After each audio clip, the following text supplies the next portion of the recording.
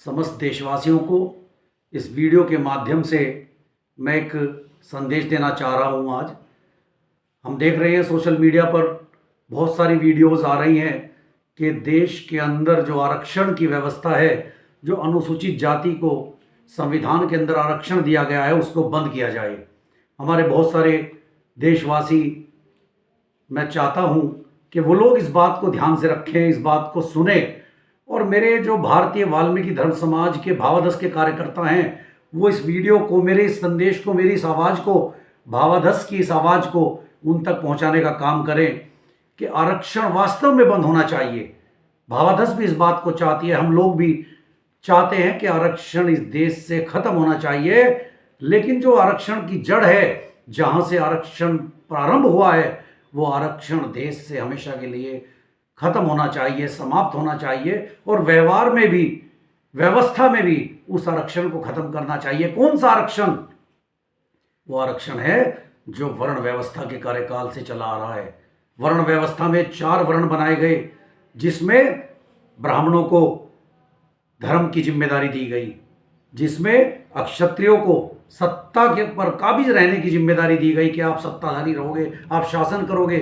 और वैश्य समाज को, अर्थात जो व्यापारी लोग हैं, उनको कहा जाता है वैश्य, उनको व्यापार करने की पूरी अनुमति, पूरा अधिकार वर्ण व्यवस्था में दिया गया। साथ ही जो शूद्र समाज के लोग हैं, एक वर्ण आता है चौथा जो शूद्र है, उनको कोई अधिकार वर्ण व्यवस्था में नहीं दिया गया। जो सबसे पहले प्रारंभ हुआ आरक्षण का, वो वर्ण व्यवस्था से शुरुआत हुई। तो मैं कहना चाहता हूं, अगर आरक्षण बंद होगा तो सबसे पहले वो बंद होगा, और उसका एक ही आधार है, जातिवाद। जातिवाद बंद करना पड़ेगा। धर्म प्रेमियों, अनुसूचित जाति के बच्चे हमारे अगर पढ़ते हैं, कहीं दूसरे शहर में जाते हैं, उनको किराए पर कमरा तक नहीं मिलता। यदि किसी ब्राह्मण को पता लग जाता है कि सामने वाला भक्त मंदिर में जो आ रहा है वो शूद्र है, उसको मंदिर में घुसने का अधिकार नहीं दिया जाता।